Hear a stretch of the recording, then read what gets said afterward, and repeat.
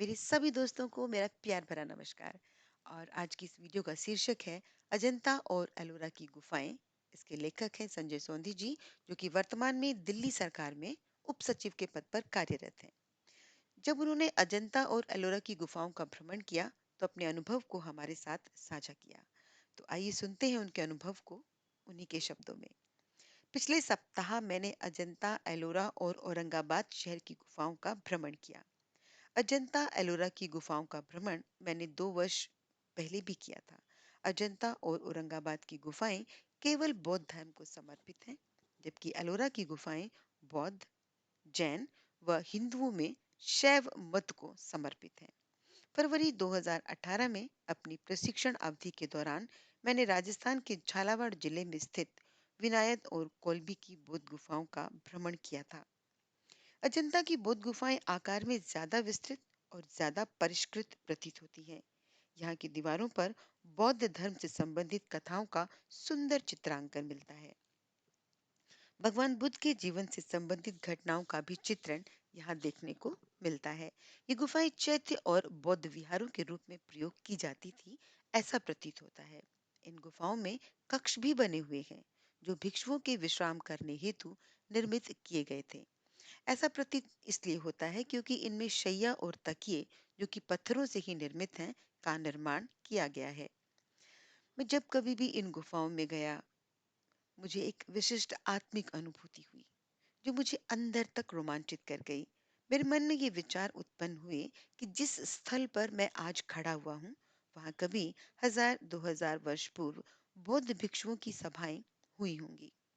वहां चैत्य गृहों में बौद्ध धर्म से संबंधित पूजा कार्य किए जाते रहे होंगे। ये विचार करके ही दिल भाव विभोर हो जाता है कि इन बौद्ध विहारों में और चैत्य गृहों में आने का मुझे 2 बार अवसर मिला। मैं सोचकर अभिभूत हूँ कि भगवान बुद्ध की शिक्षाओं ने कितने व्यापक स्तर पर तात्कालिक समाज को प्रभावित किया था। ये इन गुफाओं की भव्यता और उनके विस्तार को महसूस करके सहज ही अंदाजा लगाया जा सकता है। इन गुफाओं में भगवान बुद्ध के जीवन से संबंधित विभिन्न प्रसंगों का वर्णन भी देखने को मिलता है। गुफा क्रमांक 29 में भगवान बुद्ध का महापरिनिर्वाण प्रदर्शित किया गया है। महापरिनिर्वाण मतलब मृत्यु, जो हमें एक बार पुनः ये याद दिलाता है कि मृत्यु ही जीवन का अंतिम और एकमात्र सच है। हालांकि बौद्ध धर्म के मुताबिक निर्वाण या मोक्ष की प्राप्ति जीवित रहते ही सम्यक जीवन शैली का पालन करके प्राप्त की जा सकती है। महात्मा बुद्ध ने मुझे बहुत ज्यादा प्रभावित किया है, क्योंकि वह अपने विचारों में अतिवादी नहीं बल्कि मध्य मार्गी हैं। अष्टांगिक मार्ग का पालन करके निर्वाण प्राप्ति संभव है। ये अष्टांगिक मार्ग वास्तव में सम्यक जीवन यानी कि उचित जीवन शैली ही है। जीवन के विभिन्न पक्षों को उचित मात्रा में ग्रहण करके निर्वाण की प्राप्ति अथवा मोक्ष की प्राप्ति की जा सकती है, जो कि जीवन का अंतिम लक्ष्य भी है। अजंता की तुलना में एलोरा की बौद्ध गुफाएं कम परिष्कृत और कम विस्तृत हैं। ये भी विहारों और चैत्य गृहों के रूप में उपयोग में लाई जाती थी, लेकिन निश्चित रूप से इनका आकार अजंता की गुफाओं की तुलना में बेहद कम है। अजंता की तुलना में ये कम परिष्कृत हैं, ऐसा निश्चित रूप से कहा जा सकता है। हम्म, औरंगाबाद शहर की बुद्ध गुफाओं में मैंने पिछले सप्ताह ही भ्रमण किया। ये गुफाएं निश्चित तौर पर बहुत छोटी हैं। ये विहार के रूप में प्रतीत होती हैं। चैत्य गृहों के रूप में इनका उपयोग शायद नहीं होता था। कुछ गुफाओं के भीतर कक्ष भी हैं, जहां भिक्षुगण विश्राम करते होंगे। यहाँ की गुफाएं निश्चित रूप से अजंता और एलोरा की बौद्ध गुफाओं की तुलना में कम परिष्कृत हैं। अजंता, एलोरा और औरंगाबाद शहर की गुफाओं में भगवान बुद्ध की विभिन्न मुद्राओं वाली प्रतिमाएं उत्कीर्ण हैं, जबकि विनायक और कोलबी की गुफाओं में भगवान बुद्ध की प्रतिमाएं नहीं मिलती। विनायक और कोलबी की गुफाएं मुख्य रूप से बौद्ध भिक्षुओं के निवास करने हेतु निर्मित की गई होंगी। इन सभी बौद्ध गुफाओं में भ्रमण के दौरान मुझे ये महसूस हुआ कि भारत की सांस्कृतिक धरोहरों के प्रति लोगों की रुचि अत्यधिक कम है। हालांकि ये गुफाएं भारतीय पुरातत्व सर्वेक्षण के द्वारा संरक्षित स्मारक हैं, लेकिन औरंगाबाद शहर और झालावाड़ की जो गुफाएं हैं, उनमें रखरखाव की कमी के कारण कई गुफाओं से चमगादड़ की बदबू भी आती है। अजंता और एलोरा की गुफाएं यूनेस्को द्वारा विश्व धरोहर घोषित की जा चुकी है। मुझे कभी कभी ये विचार आता है कि जिस बौद्ध धर्म ने पूर्व काल में कभी मध्य एशिया, अफगानिस्तान और संपूर्ण भारतवर्ष को अपनी आगोश में ले लिया था, वह अब इन स्थानों से लुप्त प्राय है। भारतवर्ष में भी बौद्ध धर्मावलंबियों की संख्या नगण्य है। बौद्ध धर्म अपने ही जन्मस्थल से लुप्त हो चुका है। लेकिन एक सुखद आश्चर्य ये है कि ये अभी भी चीन, जापान, कोरिया और दक्षिणी एशिया में फल फूल रहा है। इस प्रकार आज से 2500 वर्ष पूर्व भारत से आरंभ हुआ ये धार्मिक आंदोलन आज भी जारी है।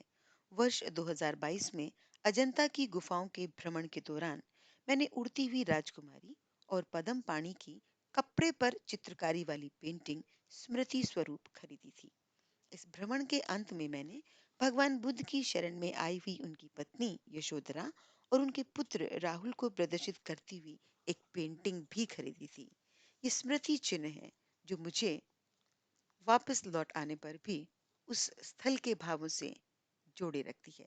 एलोरा में हिंदू जो कि शैव धर्म से संबंधित गुफाएं भी कही जाती है, वहां का भी मैंने भ्रमण किया, जिसमें सर्वाधिक प्रसिद्ध गुफा क्रमांक 16, जिसे हम कैलाशनाथ मंदिर के नाम से भी जानते हैं, शामिल है।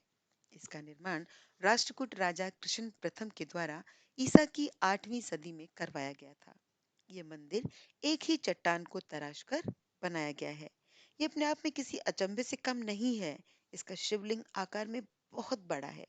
ये 2 मंजिला मंदिर है और मंदिर की दीवारों पर रामायण और महाभारत के दृश्यों का चित्रांकन है। एक अन्य गुफा रावण की खाई के नाम से भी प्रसिद्ध है, जो विशेष रूप से उल्लेखनीय है। एलोरा की सभी हिंदू गुफाएं भगवान शंकर को समर्पित हैं। अधिकतर गुफाओं में या तो शिवलिंग या तो नंदी जी क्षतिग्रस्त हो गए हैं। यही कारण है कि शायद यही कारण है कि किसी भी गुफा में पूजा अर्चना का कार्य नहीं होता है। यहाँ ये तथ्य उल्लेखनीय है कि एलोरा गुफा कॉम्प्लेक्स से सिर्फ 2 किलोमीटर की दूरी पर 12वां ज्योतिर्लिंग ग्रीष्णेश्वर भी स्थित है। इस ज्योतिर्लिंग में भक्तों की भीड़ अपेक्षाकृत बहुत ज्यादा होती है।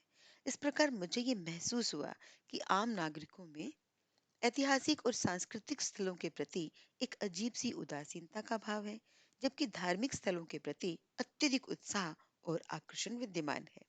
कभी कभी मैं ये सोचता हूँ कि भारत में जबरदस्त धार्मिक, सांस्कृतिक और आर्थिक परिवर्तन लाने वाला बौद्ध धर्म लुप्त प्राय क्यों हो गया। शायद इसका एक कारण ये भी हो सकता है कि जो बौद्ध मतावलंबियों ने वही धार्मिक कर्मकांड प्रारंभ कर दिए जो कि सनातन धर्म में पहले से ही विद्यमान थे। आम जन की भाषा को त्याग कर संस्कृत भाषा का प्रयोग आरंभ कर दिया। बुद्ध के काल में बौद्ध भिक्षुओं का जो जीवन था वो आदर्शमय हुआ करता था और वही जन को आकर्षण का केंद्र बना, यानी कि जो आम जन थे वहां पर उनके आकर्षण का केंद्र बना उस काल में, जिसमें बौद्ध धर्म को पनपने में बहुत सहायता मिली। लेकिन उसके परवर्ती काल में बौद्ध भिक्षुओं का जीवन अनेक व्यसनों से ग्रसित हो गया। इससे बौद्ध धर्म के प्रति लोगों के मन में शायद उतना आदर का भाव नहीं रहा जो कभी पहले हुआ करता था। अफगानिस्तान और भारतीय उपमहाद्वीप में इस्लाम के प्रवेश के साथ ही बौद्ध धर्म पर अंतिम आघात पहुंचा और ये उन स्थलों से गायब सा हो गया। बौद्ध धर्म की तुलना में जैन धर्म अपने नियमों के प्रति अत्यधिक कठोर है। शायद ये कारण है कि यहाँ ज्यादा लोकप्रिय नहीं हो सका। बुद्ध और जैन ये दोनों धार्मिक आंदोलन समकालीन थे। दोनों को वैश्य समाज का जबरदस्त समर्थन प्राप्त हुआ था। इन दोनों धर्मों के अधिकतर नियम एक दूसरे से मेल खाते हैं। मेरे मन में कभी कभी ये विचार भी आता है, जिसके बारे में मुझे नहीं पता कि कितना व्यवहारिक था, लेकिन यह है, चूंकि जो महात्मा बुद्ध हैं और महावीर स्वामी है वो समकालीन थे। इनका कार्य क्षेत्र भी एक जैसा ही था, उत्तर बिहार और पूर्वांचल। क्या होता अगर ये दोनों पवित्र आत्माएं एक दूसरे से मिलकर सम्मिलित रूप से एक नए धार्मिक आंदोलन को जन्म देती। मेरा ऐसा मानना है कि अगर ऐसा होता तो विश्व का राजनीतिक, धार्मिक और सांस्कृतिक इतिहास जो है वो निश्चित रूप से बिल्कुल भिन्न होता। विभिन्न गुफाओं के भ्रमण के पश्चात मेरे मन में जो विचार उत्पन्न हुए और जो अनुभूति मुझे प्राप्त हुई, उसे मैंने कलमबद्ध करने का प्रयास किया है और आपके साथ साझा करने की कोशिश की है। अगर मैं फिर कभी भ्रमण करने जाऊंगा तो आपके साथ फिर कुछ और चीजें शेयर करूंगा। धन्यवाद। उम्मीद करती हूँ कि आपको संजय जी के ये विचार, संजय जी के ये अनुभव पसंद आए होंगे। तो आप, जैसे हमने अपने दिल की बात आप तक पहुंचाई, आप भी अपने दिल की बात हम तक पहुंचाएं और इस तरह की वीडियो को देखते रहें। आपके मन में जो भी बात है वो हमें इनबॉक्स के माध्यम से, मैसेज के माध्यम से बता सकते हैं, समझा सकते हैं, दिखा सकते हैं। तो आपके सभी विचारों का स्वागत है और आपके सभी सुझावों का भी स्वागत है। तो अगली ऐसी ही एक नई जानकारी भरी वीडियो में आपके साथ फिर मुलाकात होगी। तब तक के लिए आप अपना और अपने आसपास के लोगों का ख्याल रखें। हमेशा खुश रहें। Take care. Bye bye.